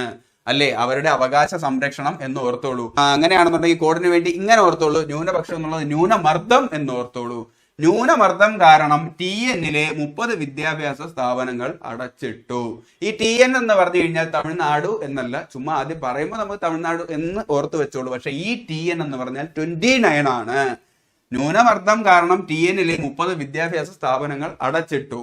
അങ്ങനെയെങ്കിൽ ന്യൂനമർദ്ദം കാരണം TN ഇത് തമിഴ്നാടല്ല, 29 ആണ് എന്ന് ഓർത്തോളൂ. അങ്ങനെയെങ്കിൽ ആർട്ടിക്കിൾ 29 പറയുന്നത് ഇന്ത്യൻ കോൺസ്റ്റിറ്റ്യൂഷനിൽ ഗ്യാരണ്ടി ചെയ്യുന്നത് the protection of the distinct interest of minorities communities. ന്യൂനപക്ഷത്തിലുള്ളവരുടെ ഇൻട്രസ്റ്റ് ഗ്യാരണ്ടി നൽകുന്നത്, പ്രൊട്ടക്ട് ചെയ്യുന്നത് ആർട്ടിക്കിൾ 29 ആണ്. എങ്കിൽ ആർട്ടിക്കിൾ 30 പറയുന്നത് വിദ്യാഭ്യാസ സ്ഥാപനങ്ങൾ സ്ഥാപിക്കാനും ഭരിക്കാനുമുള്ള ന്യൂനപക്ഷങ്ങളുടെ അവകാശം, അവരുടെ അവകാശമാണ് ആർട്ടിക്കിൾ 30 പറയുന്നത്. വിദ്യാഭ്യാസ സ്ഥാപനങ്ങൾ സ്ഥാപിക്കുവാനും ഭരിക്കുവാനും, മാനേജ്മെന്റ് സ്കൂളൊക്കെ അല്ലേ, അതുപോലെ തന്നെയാണ്. അപ്പൊ കോഡ് എങ്ങനെയാണ്? ന്യൂനമർദ്ദം കാരണം TN-ലെ 30 വിദ്യാഭ്യാസ സ്ഥാപനം അടച്ചിട്ടു. ഓക്കെ, ന്യൂനപക്ഷമാണ് 29, അവരുടെ അവകാശം സംരക്ഷിക്കുന്നു. 30-ലാണെന്നുണ്ടെങ്കിൽ അവർക്ക് വിദ്യാഭ്യാസ സ്ഥാപനങ്ങൾ നടത്തിപ്പിനുള്ള അവകാശം. ഓക്കെ അല്ലേ? അങ്ങനെയെങ്കിൽ ആർട്ടിക്കിൾ 32 ഇങ്ങനെ ഓർത്തോളൂ. 32 എന്ന് പറഞ്ഞു കഴിഞ്ഞാൽ മുണ്ട് എന്ന് ഓർത്തോളൂ. 32 മുണ്ട്. ഓക്കെ, മുണ്ട് എങ്ങനെയെന്ന് പറഞ്ഞു കഴിഞ്ഞാൽ ആർട്ടിക്കിൾ 32 പറയുന്നത് BR അംബേദ്കർ മുണ്ടും മടക്കി കെട്ടി ആത്മാവിൽ തൊട്ട് മനസാക്ഷിയോട് ചോദിച്ചിട്ട് റൈറ്റ് ചെയ്ത ആർട്ടിക്കിൾ ആണ് ആർട്ടിക്കിൾ 32 എന്ന് ഓർത്തോളൂ. യെസ്, ആർട്ടിക്കിൾ 32 ഭരണഘടനാപരമായിട്ടുള്ള പ്രതിവിധി, റിട്സുകൾ വരുന്നത് ഈ ആർട്ടിക്കിളാണ്. റിട്ട് എത്രയാണ് ഉള്ളത്? Habeas corpus, mandamus, prohibition, കോവാറന്റോ, certiorari അല്ലെ? ഹാബിയസ് കോർപ്പസ് നിങ്ങൾക്ക് ശരീരം ഏറ്റെടുക്കാം എന്ന് പറയുന്നത്. മാൻഡമസ്, മാൻ എന്ന് പറഞ്ഞാൽ ഞാൻ, ഡമസ് മാൻ ഡോമിനേറ്റ് ചെയ്യുന്നു എന്ന് ഓർത്തോളൂ. ഞാൻ കൽപ്പിക്കുന്നു, നാം കൽപ്പിക്കുന്നു എന്ന് പറയുന്നത് മാൻഡമസ് ആണ്. പ്രൊഹിബിഷൻ തടയുന്നു, പ്രൊഹിബിറ്റ് ചെയ്യുന്നു എന്നോർത്തോളൂ. കോവാറന്റോ നിനക്ക് എന്ത് അവകാശം, ഈ ജോലിയിൽ തുടരാൻ നിനക്ക് എന്ത് അവകാശമുള്ളത്? അവനെ വാറന്റ് നൽകി അറസ്റ്റ് ചെയ്ത് കൊണ്ടുപോ എന്നോർത്തോളൂ. കോവാറന്റോ. സെർഷ്യോററി എന്ന് പറഞ്ഞു കഴിഞ്ഞാൽ കീഴ്ക്കോടതിയിൽ നിന്നും ഏറ്റെടുക്കുന്നു എന്നും ഓർത്തോളൂ. ഇത് നമുക്ക് റിട്ടുകളെ കുറിച്ചിട്ട് ഒരു പ്രത്യേക ക്ലാസ് ആയിട്ട് തന്നെ ചെയ്യാം. അന്ന് ഡീറ്റെയിൽഡ് ആയിട്ട് കോഡ് വെച്ച് നമ്മൾ വ്യക്തമായിട്ട് വൃത്തിക്കും വെടുപ്പിനും പഠിച്ചിരിക്കും. ഇപ്പം ഇത്രയും ഓർത്താൽ മതി. ഒരു പൗരന് ഭരണഘടനാപരമായിട്ടുള്ള പ്രതിവിധിക്കുള്ള അവകാശമാണ്. ആർട്ടിക്കിൾ 32 വൃട്ടുകളാണ് വരുന്നത്. വൃട്ട് BR അംബേദ്കർ മുണ്ടും മടക്കി കെട്ടി ആത്മാവിൽ തൊട്ട് മനസാക്ഷിയോട് ചോദിച്ച് റൈറ്റ് ചെയ്ത്, അതാണ് റിട്ട്. ആത്മാവും മനസാക്ഷി എന്ന് പറയാൻ കാരണം അംബേദ്കർ ഭരണഘടനയുടെ ആത്മാവും മനസാക്ഷിയും എന്ന് പറഞ്ഞത് റിട്ടുകളാണ്. അത് ആർട്ടിക്കിൾ 32 ആണ്. നിങ്ങൾക്ക് മനസ്സിലായിട്ടുണ്ട് എന്ന് കരുതുന്നു. എങ്കിൽ നമുക്ക് അടുത്തതിലേക്ക് പോവാം. അപ്പൊ അടുത്ത് നോക്കാനുള്ള ആർട്ടിക്കിൾ 40 ആണ്. 40 ഫ്രൂട്ടി എന്ന് ഓർത്തോളൂ. 40 ഫ്രൂട്ടി. ഓക്കെ, എല്ലാ ഗ്രാമസഭയിലും ഫ്രൂട്ടി വിറ്റു എന്ന് ഓർത്തോളൂ. അല്ല എന്നുണ്ടെങ്കിൽ എല്ലാ ഗ്രാമത്തിലുള്ളവർക്കും, ഗ്രാമത്തിലുള്ള ജനങ്ങൾക്കും ഫ്രൂട്ടി കൊടുത്തു. ഇലക്ഷൻ സമയമാകുമ്പോഴത്തേക്ക് നേതാക്കന്മാര് വോട്ട് പിടിക്കാനായിട്ട് വന്ന് എല്ലാവർക്കും ഫ്രൂട്ടി കൊടുത്ത് മയക്കുകയാണെന്ന് ഓർത്തോളൂ. എവിടെ? ഗ്രാമങ്ങളിൽ. അപ്പൊ ഗ്രാമസഭ 40 ഫ്രൂട്ടി. യെസ്, 40 ഗ്രാമസഭയിൽ പോയി ഫ്രൂട്ടി കൊടുത്തു. അപ്പൊ ഗ്രാമസഭയെ കുറിച്ചിട്ടുള്ളത് ആർട്ടിക്കിൾ 40 ആണ്. എങ്കിൽ ആർട്ടിക്കിൾ 44 രണ്ട് നമ്പരും 44 ഏകീകരിച്ച് നിൽക്കുകയാണല്ലേ. ഒരേ നമ്പർ തന്നെ 2 പ്രാവശ്യം ഒറ്റക്കെട്ടായി ഏകീകരിച്ച് നിൽക്കുകയാണ്. അപ്പോ ഏകീകൃത സിവിൽ കോഡ് ആർട്ടിക്കിൾ 44 ഏകീകൃത നമ്പറാണ് 44. യൂണിയൻ സിവിൽ കോഡ്, അതാണ് ഏകീകൃത സിവിൽ കോഡ് ആർട്ടിക്കിൾ 44. ഇന്ത്യയിൽ ആദ്യമായിട്ട് ഏകീകൃത സിവിൽ കോഡ് വന്നത് എവിടെ എന്ന് ചോദിച്ചു കഴിഞ്ഞാൽ ഗോവയാണ്. എല്ലാവരും ഏക മനസ്സോടുകൂടി ഇതാ ബീച്ചിലൊക്കെ നിന്ന് കുളിക്കുന്ന സ്ഥലമല്ലേ ഗോവ. അതാണ് ഏകീകൃത സിവിൽ കോഡ്. യൂണിയൻ ആയിട്ട് ബീച്ചിൽ നിന്ന് കുളിക്കും എന്നോർത്തോളൂ. അങ്ങനെയെങ്കിൽ ആർട്ടിക്കിൾ 45, ആർട്ടിക്കിൾ 4-5 കഴിഞ്ഞ് തൊട്ടടുത്ത് വരുന്ന നമ്പർ ഏതാ? 6. യെസ്, 6 വയസ്സ് വരെയുള്ള കുട്ടികൾക്ക് വിദ്യാഭ്യാസം നൽകേണ്ടത് സ്റ്റേറ്റിന്റെ കടമയാണ് എന്ന് പറയുന്നത് ആർട്ടിക്കിൾ 45 ആണ്. 4-5 കഴിഞ്ഞ് തൊട്ടടുത്ത നമ്പർ ഏതാ? 6 വയസ്സ് വരെയുള്ള കുട്ടികൾക്ക് വിദ്യാഭ്യാസം നൽകേണ്ടത് സ്റ്റേറ്റിന്റെ കടമ. ഓക്കെ അല്ലേ? സെറ്റ് അല്ലേ? അങ്ങനെയെങ്കിൽ ആർട്ടിക്കിൾ 47 പറയുന്നത് 7 ദിവസം 4 നേരവും കള്ളു കുടിക്കുന്ന ഒരുത്തൻ 7 ദിവസവും, ഞാനിവിടെ എഴുതിയത് മാറിപ്പോയി, ഇങ്ങനെ ഓർത്തോളൂ. ഡെയിലി 4 നേരവും ഫുഡ് കഴിക്കുന്നു എന്ന് കേട്ടിട്ടുണ്ട്. 4 നേരവും കള്ളു കുടിക്കും 7 ദിവസവും. ഓക്കെ, അല്ലാന്നുണ്ടെങ്കിൽ ഇങ്ങനെയും ഓർത്തോളൂ. 4 കാലിൽ നടക്കും 7 ദിവസവും. കള്ളു കുടിച്ചാൽ 4 കാലിലല്ലേ നടക്കുന്നത്. ഇവനാണ് ആള്. അവൻ 2 കാലൊന്നും പറ്റില്ല, ലൈൻ കമ്പിയുടെ മോളിൽ കൂടെ നടക്കുകയാണ്. കള്ളും ഉണ്ട്, ഡ്രഗ്സും ഉണ്ട്. യെസ്, പ്രിവെൻഷൻ ഓഫ് ഡ്രഗ്സ് ആണ് 47. 4 കാലിൽ 7 ദിവസവും. 4 കാലിൽ 7 ദിവസവും. ആരോഗ്യത്തിന് ഹാനികരമായ ലഹരി വസ്തുക്കളും ഉപയോഗവും നിരോധിക്കുക. ഈ തത്വമാണ് ചില സംസ്ഥാനങ്ങളിൽ മദ്യനിരോധനം നടപ്പിലാക്കാൻ കാരണമായത്. ഗുജറാത്തിലൊക്കെ മദ്യനിരോധനം നടപ്പിലാക്കിയല്ലോ, ഗാന്ധിജിയുടെ നാടാണ്. അപ്പോൾ സ്വാഭാവികമായിട്ടും അവിടെ മദ്യനിരോധനം ഉണ്ട് എന്നോർത്തോളൂ. ഏത് ആക്ട് വഴിയാണ് എന്ന് നോക്കിക്കഴിഞ്ഞു കഴിഞ്ഞാൽ 4 കാലിൽ 7 ദിവസവും കള്ളും ഡ്രഗ്സ് ഒക്കെ കുടിച്ച് നടക്കുന്നവന്മാരെ അവര് പ്രൊഹിബിറ്റ് ചെയ്തു. Yes, prevention of drugs. അങ്ങനെയെങ്കിൽ 48 4 കാലിയിൽ വെട്ടരുത് എന്ന് ഓർത്തോളൂ. 4 കാലിയെ വെട്ടരുത്. 4 കാലിയെ വെട്ടരുത്. 4 കാലിയെ വെട്ടരുത്. ഗോവധ നിരോധനം വന്നത് ആർട്ടിക്കിൾ 48. അപ്പൊ ആൾക്കാർ ചോദിച്ചു 4 കാലിയെ വെട്ടിയില്ലെങ്കിൽ നമ്മൾ എങ്ങനെ ഫുഡ് കഴിക്കും? അപ്പൊ പറഞ്ഞു പോയി കൃഷി ചെയ്ത് കഴിക്കൂ. കൃഷിയുടെ വികസനത്തെ കുറിച്ച് പറയുന്നത് ആർട്ടിക്കിൾ 48A. ഇത് നാട്ടിൽ നടക്കുന്ന കാര്യമാണ്. നാട്ടിലെ ജനങ്ങളോട് പറയും 4 കാലിയെ വെട്ടരുത്, കൃഷി പരിപോഷിക്കൂ. എല്ലാ തരത്തിലുള്ള കൃഷി 4 കാലി വെച്ചിട്ട് കൃഷിയൊക്കെ ചെയ്യാം, ഡയറി ഫാം ഒക്കെ വെച്ചിട്ട് മറ്റു കൃഷികളും ചെയ്യാം. അങ്ങനെ നിങ്ങൾ ഫുഡ് കഴിക്കൂ, പക്ഷെ 4 കാലിയെ വെട്ടരുത് എന്ന് പറഞ്ഞു. അങ്ങനെയെങ്കിൽ 48A പറയുന്നത് കാട്ടിലോട്ട് കയറി പരിസ്ഥിതി, വനങ്ങള്, വന്യമൃഗങ്ങളെയും സംരക്ഷിക്കണം എന്ന് പറയുന്നത് 48A. 48 ആണെങ്കിൽ 4 കാലിയെ വെട്ടരുത്. നാട്ടിലുള്ള 48A ആണെന്നുണ്ടെങ്കിൽ കാട്ടിലുള്ള വന്യമൃഗങ്ങൾ, അവിടെയുള്ള 4 കാലികളെ കുറിച്ചിട്ട് പറയുന്നു എന്നോർത്തോളൂ. അപ്പൊ ഗോവധ നിരോധനം 48. ഓക്കെ, ഇവിടെയുള്ള കൃഷി പരിപോഷിക്കണം എന്ന് പറയുന്നത് 48. കാട്ടിൽ വരാണെങ്കിൽ 48A പരിസ്ഥിതി പരിപാലനം, വനസംരക്ഷണം, വന്യമൃഗങ്ങളുടെ സംരക്ഷണം. ഓക്കെ അല്ലേ? അപ്പൊ ഞാൻ ഇവിടെ ഡീറ്റെയിൽഡ് ആയിട്ട് പറഞ്ഞതും അത് തന്നെയാണ്. അങ്ങനെയെങ്കിൽ ഇനി നമുക്ക് നോക്കാൻ വേണ്ടിയിട്ടുള്ളത് 50 ആണ്. 50-50 എന്ന് ഓർത്തോളൂ. ഇന്ത്യൻ ഭരണഘടനയുടെ ആർട്ടിക്കിൾ 50 ജുഡീഷ്യറിയെയും എക്സിക്യൂട്ടീവിൽ നിന്നും വേർതിരിക്കുന്നതാണ്. ജുഡീഷ്യറിക്ക് 50, എക്സിക്യൂട്ടീവിന് 50. അങ്ങനെ ഓർത്തോളൂ. 50-50 ആണ്. ജുഡീഷ്യറിയെയും എക്സിക്യൂട്ടീവിനെയും തമ്മിൽ വേർതിരിക്കുന്നത് ആർട്ടിക്കിൾ 50 ആണ് എന്ന് ഓർത്തോളൂ. അങ്ങനെയെങ്കിൽ ആർട്ടിക്കിൾ 51 51 പേരിൽ തന്നെ ഫണ്ണ് എന്നുണ്ടല്ലേ, ഫണ്ണ് എന്നോർത്തോളൂ. തമാശ, ഫണ്ണ്. 51 അന്താരാഷ്ട്ര സമാധാനവും സുരക്ഷയും പ്രോത്സാഹിപ്പിക്കുക എന്ന ലക്ഷ്യത്തോടു കൂടി വന്ന ആർട്ടിക്കിൾ ആണ് 51. അന്താരാഷ്ട്രത്തിൽ ഇപ്പൊ നടക്കുന്ന ഫണ്ട് ഓർത്താൽ മതി.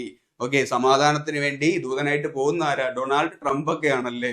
അതിലും വലിയ കോമഡി ഒന്നുമില്ല. ഒരു സൈഡിലെ സമാധാനം, വേറൊരു സൈഡിൽ ആയുധ കച്ചവടം അല്ലേ. യുദ്ധവും ഒരു സൈഡിൽ കൂടെ നടത്തും, വേറൊരു സൈഡിൽ കൂടെ സമാധാനവും പറയും. അതാണ് ഫണ്ട് 51. അന്താരാഷ്ട്ര സമാധാനവും സുരക്ഷയും പ്രോത്സാഹിപ്പിക്കുക. അങ്ങനെയെങ്കിൽ article 51A. Okay, fundamental duties കൂട്ടിച്ചേർത്തത് 11 ഫണ്ടമെന്റൽ ഡ്യൂട്ടീസ് ആണ് ഉള്ളത്. 2002 86ാമത്തെ ഭേദഗതിയിലൂടെയാണ് 11ാമത്തെ ഫണ്ടമെന്റൽ ഡ്യൂട്ടി ആയിട്ടുള്ള 6 മുതൽ 14 വയസ്സ് വരെയുള്ള കുട്ടികൾക്ക് വിദ്യാഭ്യാസം അവർക്ക് അവരുടെ അവകാശമാണ് എന്ന് കൂട്ടിച്ചേർത്തത്. അപ്പൊ 51A ആണ് ആർട്ടിക്കിള്. അപ്പോ മൗലിക കടമകൾ 11, അതിൽ നിന്നും 40 കൂട്ടിയാൽ 51. രണ്ടിലും ഒന്നുണ്ട്. 51A ആണ് ഫണ്ടമെന്റൽ ഡ്യൂട്ടീസ് വരുന്നത് എന്ന് ഓർത്തോളൂ. പാർട്ട് 4A ആണ്. പാർട്ടിനെ കുറിച്ച് പഠിക്കുമ്പോൾ ഡീറ്റെയിൽഡ് ആയിട്ട് പഠിക്കാം. ഓക്കെ അല്ലേ? അങ്ങനെയെങ്കിൽ article 52 the president of India. ഇന്ത്യയുടെ പ്രസിഡന്റിനെ കുറിച്ച് പറയുന്നതാണ്. 1950 ഇന്ത്യ റിപ്പബ്ലിക് ആയതിനു ശേഷം ചുമതലയേക്കുന്നതാണ് ഇന്ത്യയുടെ ആദ്യത്തെ പ്രസിഡന്റ് ഡോക്ടർ രാജേന്ദ്ര പ്രസാദ്. അദ്ദേഹം 1950 ചുമതലയേറ്റിട്ട് 2 പ്രാവശ്യമാണ് അദ്ദേഹം പ്രസിഡന്റ് സ്ഥാനത്തിരിക്കുന്നത്. അപ്പൊ 1950 + 2 1952 അല്ലേ? അപ്പൊ 52 ആണ് പ്രസിഡന്റ് ഓഫ് ഇന്ത്യ എന്ന് പറയുന്നതും 52 ആണ്. 50കളിൽ ചുമതലയേറ്റ് 2 പ്രാവശ്യം അദ്ദേഹം പ്രസിഡന്റ് സ്ഥാനത്തിരുന്നു. അപ്പൊ 50 + 2 52 ഡോക്ടർ രാജേന്ദ്ര പ്രസാദിനെ ഓർക്കുക. അങ്ങനെയെങ്കിൽ article 61 impeachment of the president. പ്രസിഡന്റിനെ സ്ഥാനാരോഹണം, ഇംപീച്ച് ചെയ്യാനുള്ളത്. ഇങ്ങനെ ഓർത്തോളൂ. പെൻഷൻ ആവുന്നത് വരെ എല്ലായിടത്തും വിലയുള്ളൂ. പെൻഷൻ ആയി കഴിഞ്ഞാൽ ഞാൻ ചുമ്മാ കോഡിനായിട്ട് പറയുക, പെൻഷൻ ആയി കഴിഞ്ഞു കഴിഞ്ഞാൽ അടുത്ത 1 വർഷം തികയുമ്പോഴത്തേക്കും വീട്ടിൽ ചുമ്മാ ഇരിക്കുമ്പോഴത്തേക്കും എല്ലാവർക്കും ചുമ്മാ കയറി പിച്ചാനും മാന്താനും ഒക്കെ തോന്നുമല്ലേ. പിച്ച് ബൈ വേർഡ്സ് ആണ്, എന്തെങ്കിലുമൊക്കെ പറയുന്ന ഓർത്തോളൂ. ജയിലർ സിനിമയിൽ രജനീകാന്ത് പറഞ്ഞ ഡയലോഗ് വെച്ചിട്ടാണ് ഞാൻ പറയുന്നത്. അപ്പോ 60 വയസ്സിൽ പെൻഷൻ ആവും. അത് കഴിഞ്ഞ് 1 വർഷം കഴിയുമ്പോൾ 61ാമത്തെ വയസ്സിൽ പ്രസിഡന്റ് ആണെങ്കിലും എല്ലാവർക്കും പിച്ചാനൊക്കെ തോന്നും എന്ന് വെച്ചോളൂ. അപ്പൊ ഇംപീച്ച്മെന്റ് ഓഫ് ദി പ്രസിഡന്റ് ആണ്. അങ്ങനെയെങ്കിൽ ആർട്ടിക്കിൾ 72 എന്നാണ്. 72 അതിനെ ഒരുമിച്ച് ഇങ്ങനെ ഓർത്തോളൂ. 72 SC ആണ് ആദ്യത്തത്. 2 T. സെറ്റ് 72 സെറ്റ് എന്ന് പഠിച്ചോളൂ. എപ്പോഴാണ് പ്രസിഡന്റ് സെറ്റ് ആവുന്നത്? എല്ലാവർക്കും പൊതുമാപ്പൊക്കെ കൊടുത്ത് കരുണാമയനായിട്ടുള്ള പ്രസിഡന്റ് വരുമ്പോൾ ജനങ്ങൾ പറയും കുഴപ്പമില്ല, ഇദ്ദേഹം സെറ്റാണ്. APJ അബ്ദുൽ കലാം സാറിനെയൊക്കെ പോലുള്ളവർ വന്നപ്പോ സെറ്റ് പ്രസിഡന്റ് ആണ്. എപ്പോഴാ പറയുന്നത്? പൊതുമാപ്പ്. വലിയ തെറ്റൊന്നും ചെയ്യാത്ത ഒരാളാണെന്നുണ്ടെങ്കിൽ പൊതുമാപ്പ് കൊടുത്തു കഴിഞ്ഞാൽ സെറ്റ് എന്ന് പറയും. വലിയ തെറ്റ് ചെയ്തിട്ടുള്ളതാണെന്നുണ്ടെങ്കിൽ അത് വേറെ. അപ്പോ സെറ്റ് പ്രസിഡന്റ് സെറ്റ് ആവുന്ന എപ്പോഴാണ്? പൊതുമാപ്പ് നൽകുമ്പോൾ. അപ്പൊ 72 സെറ്റ് എന്ന് ഓർത്തോളൂ. പൊതുമാപ്പ്, പ്രസിഡന്റിന് പൊതുമാപ്പ് നൽകാനുള്ള അവകാശമാണ് സെറ്റ് 72 എങ്കിൽ.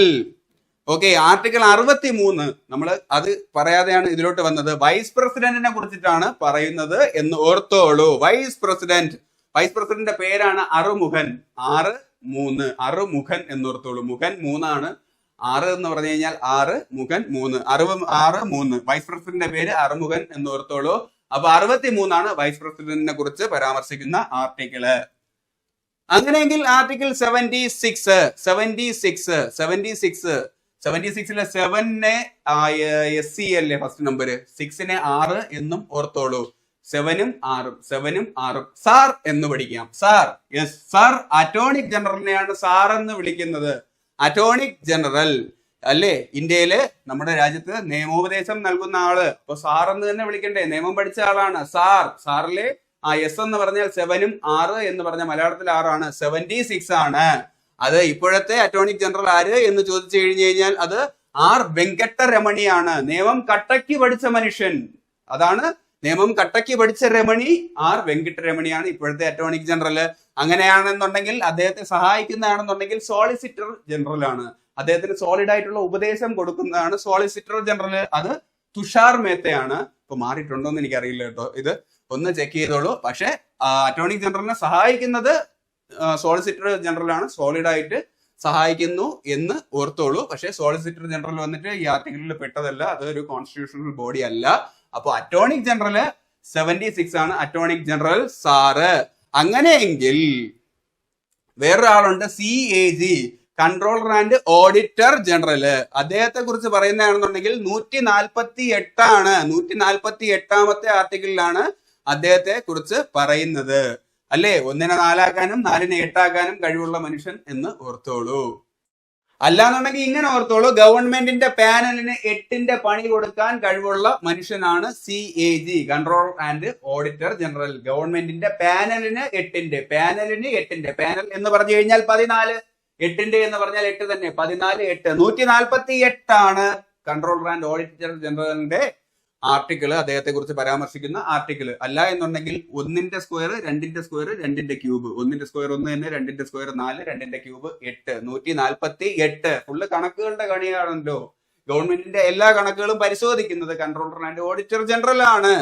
അപ്പോ അദ്ദേഹത്തെ വെച്ച് വരുമ്പോഴത്തേക്കും 1നെ 4 ആക്കാനും 4നെ 8 ആക്കാനും കഴിവുള്ള മനുഷ്യൻ, അല്ലെങ്കിൽ ഗവൺമെന്റിന്റെ പാനലിന് 8ന്റെ പണി കൊടുക്കാനും കഴിവുള്ള മനുഷ്യൻ.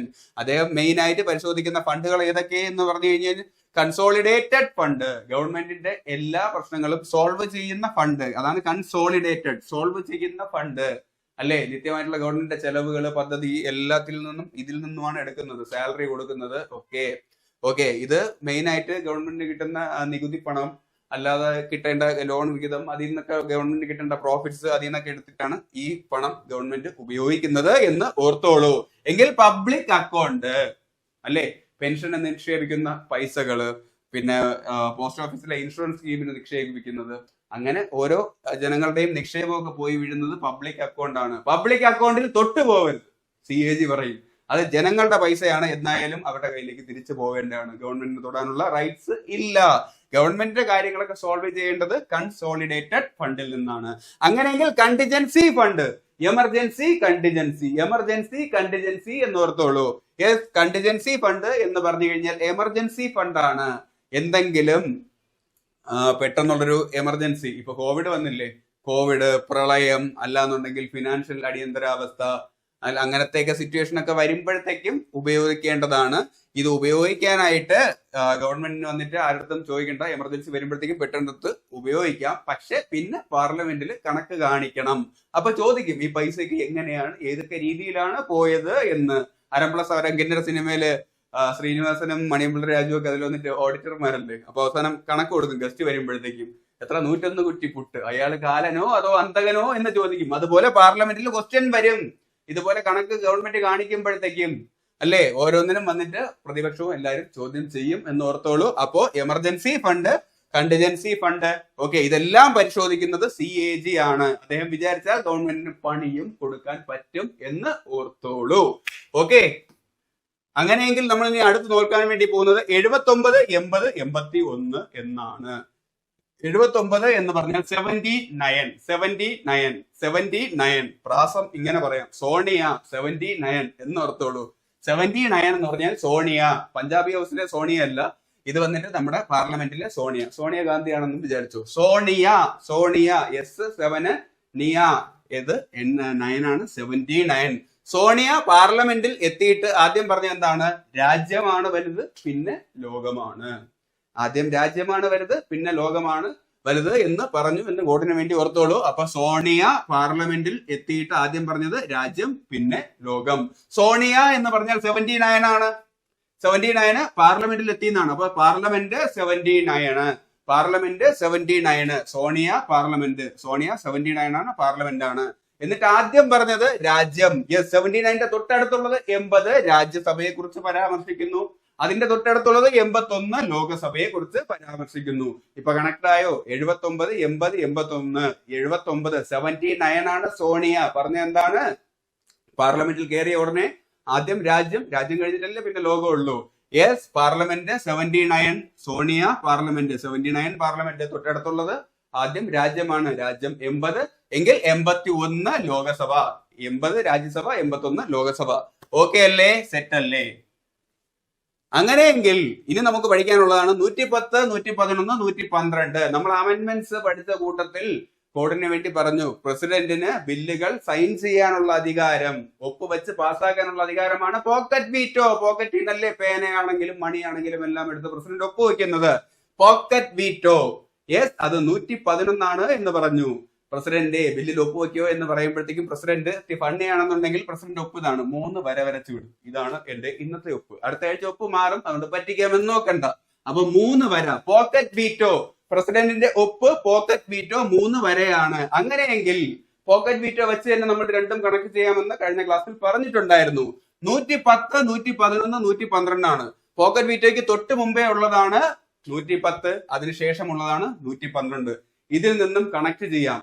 മണി പോക്കറ്റിൽ നിന്നും എടുത്താണ് ബഡ്ജറ്റിലേക്ക് ഇടുന്നത്. മണി പോക്കറ്റിൽ നിന്നും എടുത്ത് ബഡ്ജറ്റിലേക്ക് ഇടുന്നു. യെസ്, പോക്കറ്റ് വീറ്റോ 111 എന്ന് അറിഞ്ഞു കഴിഞ്ഞാൽ നമ്മൾ ഈ കോഡിൽ ആദ്യം പറഞ്ഞ എന്താണ്? മണി പോക്കറ്റ്. അപ്പൊ പോക്കറ്റിന് തൊട്ട് മുമ്പേ ഉള്ളത് മണി, അത് 110 ആയിരിക്കണമല്ലോ സ്വാഭാവികമായിട്ടും. മണി പോക്കറ്റിൽ നിന്നും എടുത്ത് ബഡ്ജറ്റിലേക്ക് ഇടുന്നു. ബഡ്ജറ്റ്, അപ്പോ പോക്കറ്റ് കഴിഞ്ഞാണ് ബഡ്ജറ്റ് വരുന്നത്. അത് 111 കഴിഞ്ഞ് 112. പ്രസിഡന്റിന്റെ ഒപ്പ് 3 വര, അതാണ് ഒപ്പിടാനുള്ള അവകാശം പോക്കറ്റ് വീറ്റോ. എങ്കിൽ മണി പോക്കറ്റിൽ നിന്നും എടുത്ത് ബഡ്ജറ്റിലേക്ക് ഇടുന്നു. 110 മണി ബില്ലിനെ കുറിച്ച് പരാമർശിക്കുന്നു. 111 പോക്കറ്റ് വീറ്റോ. 112 ബഡ്ജറ്റിനെ കുറിച്ച് പരാമർശിക്കുന്നു. പഠിച്ചു വെച്ചോ, വളരെ വളരെ വളരെ ഇമ്പോർട്ടന്റ് ആണ്. ഓക്കെ അല്ലേ? അപ്പൊ നിങ്ങൾക്ക് ഇതിൽ നിന്നും മനസ്സിലായിട്ടുണ്ട് എന്ന് കരുതുന്നു. എങ്കിൽ നമുക്ക് അടുത്തതിലേക്ക് പോവാം. അപ്പൊ അടുത്ത ആർട്ടിക്കിൾ ആണ് ആർട്ടിക്കിൾ 123. റെഡി? 1, 2, 3 സ്റ്റാർട്ട്. ഓടിക്കോ എന്നല്ലേ പറയുന്നത്? 1, 2, 3 ഓടറാ. 1, 2, 3 ഓടിക്കോ. ആരാണ് ഓടാൻ പറയുന്നത്? പ്രസിഡന്റ് ആണ് ഓടാൻ പറയുന്നത്. ഇന്ത്യൻ പ്രസിഡന്റ് ഒരാളോട് ഓടാൻ പറഞ്ഞിട്ട് ഓടിപ്പോയി നീ സുപ്രീം കോടതി സ്ഥാപിക്കാനാണ് പറയുന്നത്. അപ്പൊ ആർട്ടിക്കിൾ 123, 1, 2, 3 ഓടിക്കോ പറയുന്ന ആര്? ഇന്ത്യൻ പ്രസിഡന്റ് അല്ലേ? ഉസൈൻ ബോൾട്ട് വരെ ഇത് കേട്ടാ ഓടും. അപ്പോ നമ്മളും ഓടും. ഓടിപ്പോയി സുപ്രീം കോടതി ഫോം ചെയ്തു എന്ന് പഠിച്ചോളൂ. ഇത് എന്താണ് പറയുന്നതെന്ന് പറഞ്ഞു കഴിഞ്ഞാൽ, ഇന്ത്യൻ ഭരണഘടനയിലെ ആർട്ടിക്കിൾ 123 പ്രകാരം പാർലമെന്റ് സമ്മേളിക്കാത്ത സമയത്ത് എന്തെങ്കിലും അടിയന്തരമായിട്ടുള്ള സിറ്റുവേഷൻ ഉണ്ടായി കഴിഞ്ഞു കഴിഞ്ഞാൽ പ്രസിഡന്റ് ഓർഡർ പുറപ്പെടുവിക്കും. ഈ ഓർഡർ പാർലമെന്റ് പാസ്സാക്കുന്ന നിയമത്തിന് തത്തുല്യമാണ്. എന്നാൽ ഇത് താൽക്കാലികവുമാണ്. അടുത്ത പാർലമെന്റ് സമ്മേളിച്ച് അടുത്ത 6 ആഴ്ച കാലത്തിനുള്ളിൽ പാർലമെന്റ് ഇത് അംഗീകരിക്കണം. അല്ല എന്നുണ്ടെങ്കിൽ അസാധുവായി പോകും എന്നും പഠിച്ചോളൂ. അപ്പൊ പ്രസിഡന്റ് ഓർഡർ പാസ്സാക്കുന്നതാണ്. ഓർഡറാ, ഓടിക്കോ. 1, 2, 3 1, 2, 3 ഓടിക്കോ എന്നാണ്. ഓടിച്ചെന്നിട്ട് എന്താണ് പറയുന്നത്? സുപ്രീം കോടതി ഫോം ചെയ്യാൻ. യെസ്, ആർട്ടിക്കിൾ 124 124 സുപ്രീം കോടതി സ്ഥാപിക്കുന്നതിനും അതിന്റെ ഘടനയ്ക്കും പിന്നെ ജഡ്ജിമാരുടെ നിയമനത്തിനും അവരുടെ യോഗ്യതയെ കുറിച്ചുമൊക്കെ പറയുന്നത് ആർട്ടിക്കിൾ 124 ആണ് എന്ന് ഓർത്തോളൂ. സുപ്രീം കോടതിയിലെ ജഡ്ജിമാരെ നിയമിക്കുന്നത് മെമ്മോറാണ്ടം അല്ലേ? മോഡി, ഞാൻ പറഞ്ഞായിരുന്നു കഴിഞ്ഞ അമെന്റ്മെന്റിനെ കുറിച്ചുള്ള ക്ലാസ്സിൽ, 2014 വന്നപ്പോഴത്തേക്കും മോഡിയുടെ അമെന്റ്മെന്റ് സെഞ്ചുറിക്ക് അടുത്ത് നിൽക്കുക. 99ാമത്തെ അമെന്റ്മെന്റിലാണ് മോഡി വന്ന് ആദ്യം കൈവച്ചത്. സെഞ്ചുറിക്ക് തൊട്ട് മുമ്പേ ഉള്ള അമെന്റ്മെന്റ്. മോഡി ആദ്യം സുപ്രീം കോടതിയെ വിളിച്ചു, അവിടുത്തെ ജഡ്ജിയുടെ അടുത്ത് പോയി നമുക്ക് 99 എന്ന് പറഞ്ഞു കഴിഞ്ഞാൽ എല്ലാവരെയും സർപ്രൈസ് ചെയ്യിപ്പിക്കണം. അപ്പോ സുപ്രീം കോടതി പറഞ്ഞു യെസ് സർപ്രൈസ് ചെയ്യിക്കണം, അതുകൊണ്ട് ഞാൻ കുറച്ച് പ്ലാനൊക്കെ വെച്ചിട്ടുണ്ട്, നല്ല പ്ലാൻ ആയിരിക്കും, കേൾക്കട്ടെ എന്ന് പറഞ്ഞപ്പോഴത്തേക്കും നിങ്ങളെ അപ്പോയിന്റ് ചെയ്യാനുള്ള മെമ്മോറാണ്ടം ഞാൻ അങ്ങ് തിരുത്താൻ പോവുകയാണ്. അപ്പൊ സുപ്രീം കോടതി പറഞ്ഞു മോനെ അത് നടക്കില്ല, 2015 99ാമത്തെ ഭേദഗതി ക്യാൻസൽ ചെയ്തു. NJAC എന്നാണ്, അതെ നാഷണൽ ജുഡീഷ്യൽ അപ്പോയിന്റ്മെന്റ് കമ്മിറ്റി കൊണ്ടുവന്നിട്ടാണ് മെമ്മോറാണ്ടത്തിനെ മാറ്റാനായിട്ട് 99ാമത്തെ ഭേദഗതിയിൽ അദ്ദേഹം നോക്കിയത്. സുപ്രീം കോടതി പറഞ്ഞു നടക്കില്ല മോനെ, നീ ഇവിടെ തൊട്ട് കളിക്കണ്ട, വേറെ എവിടെയെങ്കിലും പോവാൻ. അങ്ങനെയാണ് 100ാമത്തെ ഭേദഗതി ഇന്ത്യ ബംഗ്ലാദേശ് അതിർത്തിയിലുള്ള തർക്കങ്ങളൊക്കെ പരിഹരിച്ച് വളരെ വിപ്ലവാത്മകരമായിട്ടുള്ള ഒരു അമെന്റ്മെന്റ് ആയിരുന്നു അത് 100ാമത്തത്. അപ്പോ 99 2014 മോഡി കൊണ്ടുവന്നത് മെമ്മോറാണ്ടം എന്ന് ഞാൻ പറഞ്ഞു. അപ്പൊ അത് വെച്ച് ഓർത്തോളൂ. ആർട്ടിക്കിൾ 124 പ്രസിഡന്റ് ഓടിപ്പോയി 1 2 3 സുപ്രീം കോടതി സ്ഥാപിക്കാൻ പറഞ്ഞു. അപ്പോ സുപ്രീം കോടതി സ്ഥാപിക്കുന്നതും അതിന്റെ ഘടനയും ജഡ്ജിമാരുടെ നിയമനം ഞാൻ പറഞ്ഞു മെമ്മോറാണ്ടം അതുമായിട്ട് ബേസ് ചെയ്ത സുപ്രധാനപ്പെട്ട അമെന്റ്മെന്റ് ഏത് എന്ന് ചോദിച്ചു കഴിഞ്ഞാൽ അത് 99 NJAC കൊണ്ടുവരാൻ നോക്കി, നടന്നില്ല. 2015 റിജക്ട് ചെയ്തു. പിന്നെ ജഡ്ജിമാരുടെ യോഗ്യത എല്ലാം പറയുന്നത് ആർട്ടിക്കിൾ 124 സെറ്റല്ലേ? ഓക്കെ. അപ്പൊ അടുത്ത് നോക്കാൻ വേണ്ടി പോകുന്നത് ആർട്ടിക്കിൾ 149 CAG സാലറി. ഇങ്ങനെ ഓർത്തോളൂ. ആർട്ടിക്കിൾ 148 CAG എന്ന് നമ്മൾ പഠിച്ചു അല്ലെ? പാനലിനിട്ട് 8ന്റെ പണി കൊടുക്കുന്ന ആൾ. പാനൽ എന്ന് പറഞ്ഞു കഴിഞ്ഞാൽ 14, 8 എന്ന് പറഞ്ഞു കഴിഞ്ഞാൽ 14ഉം 8ഉം കൂടെ കൂടി ചേർത്ത് കഴിഞ്ഞാൽ 148. ഓക്കെ. ഗവൺമെന്റിന്റെ വരവ് ചെലവ് കണക്കുകളെല്ലാം നോക്കും. ഗവൺമെന്റ് പുറപ്പെടുവിക്കുന്ന പദ്ധതികൾ അത് കൃത്യസമയത്താണോ തീർത്തത്, അതിൽ കൃത്രിമം വല്ലതും നടക്കുന്നുണ്ടോ, അതില് അധിക ചിലവ് വന്നോ എല്ലാം നോക്കിയിട്ട് ഗവൺമെന്റിന്റെ കണക്കുകളെല്ലാം നോക്കി ഗവൺമെന്റ് 8ന്റെ പണി കൊടുത്തു എന്ന് വിചാരിച്ചു. അപ്പൊ ഗവൺമെന്റ് ചിന്തിച്ചു തിരിച്ചും കൊടുക്കണമെന്ന്. അങ്ങനെ മാസം ഫസ്റ്റ് ആയി CAG എണ്ണുകയാണ്. പൈസയൊക്കെ കൃത്യം ഉണ്ടോ എന്ന് പറഞ്ഞ് എണ്ണുമ്പോഴത്തേക്കും 1 രൂപ കുറവ്, 149 രൂപയേ ഉള്ളൂ. CAG ചോദിച്ചു ഇത് ഇവിടത്തെ കണക്കാണ്, എനിക്ക് പൈസ ഒന്നും കിട്ടിയില്ലല്ലോ. ഗവൺമെന്റ് പറഞ്ഞു അയ്യോടോ അത്രയും മതി, ചില്ലറ ചെയ്താണോ ചെയ്തത്, 149 രൂപ വാങ്ങിച്ചാൽ മതി എന്ന് ഓർത്തോളൂ. ആ കാലമല്ലേ, 150 വലിയ തുകയാണ്, 1 രൂപ കുറഞ്ഞാലും പ്രശ്നമാണ്. അപ്പൊ 149 രൂപയാണ് CAG സാലറി. ഓക്കെ അല്ലേ? അങ്ങനെയെങ്കിൽ അടുത്ത് നമ്മൾ നോക്കാൻ വേണ്ടി പോകുന്നത് 108 സംയുക്ത സമ്മേളനം. 108 ആർട്ടിക്കിൾ 108 സംയുക്ത സമ്മേളനമാണ്. ഓക്കെ. അത് കടമെടുത്തിരിക്കുന്നത് ഓസ്ട്രേലിയയുടെ കയ്യിൽ നിന്നുമാണ്. ഇന്ത്യയും ഓസ്ട്രേലിയയും ക്രിക്കറ്റിൽ അത്ര നല്ല ഫ്രണ്ട്സ് ആയിട്ടുള്ള രാജ്യങ്ങളല്ല. സ്ഥിരം സ്ലെഡ്ജിങ് ആണ്. ശ്രീശാന്തും ഹെയ്ഡനും ആൻഡ്രൂ സിമൺസും തമ്മിലുള്ള പ്രശ്നം നിങ്ങൾക്ക് അറിയാം. പിന്നെ മങ്കി ഗേറ്റ് ഇൻസിഡന്റ് എന്ന് പറഞ്ഞൊരു വിഷയം ഉണ്ടായി. ഹർഭജൻ സിംഗും ആൻഡ്രൂ സൈമൺസുമാണ്. പാവം ആൻഡ്രൂ സൈമൺസ് മരിച്ചുപോയി. അപ്പോൾ ആ വിഷയമൊക്കെ വെച്ച് ഓർത്തോളൂ. പക്ഷെ ആ ഓസ്ട്രേലിയയുടെ കയ്യിൽ നിന്നാണ് സംയുക്ത സമ്മേളനം കടമെടുത്തിരിക്കുന്നത്. ഈ 2 ക്രിക്കറ്റ് ടീമിനെയും സംയുക്തമായിട്ട് സമ്മേളിപ്പിച്ച് പ്രശ്നങ്ങളെല്ലാം തീർത്തു എന്ന് ഓർത്തോളൂ. അത് ആർട്ടിക്കിൾ 108 ഇന്ത്യൻ പാർലമെന്റിന്റെ സംയുക്ത സമ്മേളനമാണ്. ഇതിനെക്കുറിച്ച് നിങ്ങൾക്ക് അറിയാന്നുള്ള കോഡ് നിങ്ങൾ കമന്റ് ചെയ്യൂ. അല്ലാന്നുണ്ടെങ്കിൽ അടുത്ത സെക്കൻഡ് പാർട്ട് ആർട്ടിക്കിളിനെ കുറിച്ചുള്ള അടുത്ത പാർട്ട് ചെയ്യുമ്പോൾ ഞാൻ പറഞ്ഞു തരാം. അപ്പോൾ അടുത്ത ആർട്ടിക്കിളിന്റെ പാർട്ട് 150 ശേഷമുള്ളതാണ്. അതിൽ തന്നെ മാക്സിമം എല്ലാ ആർട്ടിക്കിളും തീർക്കാനായിട്ട് ഞാൻ ശ്രമിക്കാം. അപ്പോൾ നിങ്ങൾക്ക് ക്ലാസ് ഇഷ്ടമായിട്ടുണ്ട് എന്നുണ്ടെങ്കിൽ ലൈക്ക് ചെയ്യൂ, ഷെയർ ചെയ്യൂ, കമന്റ് ചെയ്യൂ, സപ്പോർട്ട് ചെയ്യൂ. നിങ്ങളുടെ സപ്പോർട്ടാണ് എനിക്കുള്ള പ്രചോദനം. കുറച്ചധികം പണിപ്പെട്ട് കാണുന്ന എല്ലാ ആൾക്കാർക്കും മനസ്സിലാകണമേ എന്ന് വിചാരിച്ച് ചെയ്യുന്നതാണ്. അപ്പോൾ നിങ്ങൾ ലൈക്ക് ചെയ്ത് കഴിഞ്ഞാൽ സന്തോഷം, കമന്റ് ചെയ്ത് കഴിഞ്ഞാൽ വീണ്ടും സന്തോഷം, സബ്സ്ക്രൈബ് ചെയ്ത് കഴിഞ്ഞാൽ വീണ്ടും സന്തോഷം. അപ്പോൾ ഞങ്ങളുടെ ക്ലാസ്സുകൾ അടുത്ത പാർട്ടാണെന്നുണ്ടെങ്കിലും റെഗുലറായിട്ട് നിങ്ങളിലേക്ക് എത്തുവാനായിട്ട് ബെല്ലൈക്കണിൽ ക്ലിക്ക് ചെയ്യൂ. അപ്പോൾ ക്ലാസ് ഫോളോ ചെയ്യൂ. ഉടൻ തന്നെ ഇതിന്റെ സെക്കൻഡ് പാർട്ട് ഞാൻ ഇറക്കുന്നതായിരിക്കും. അപ്പോൾ നിങ്ങൾക്ക് ക്ലാസ് ഇഷ്ടമായിട്ടുണ്ട് എന്ന് ഞാൻ കരുതുന്നു. പഠിക്കൂ, പഠിച്ചുകൊണ്ടിരിക്കും.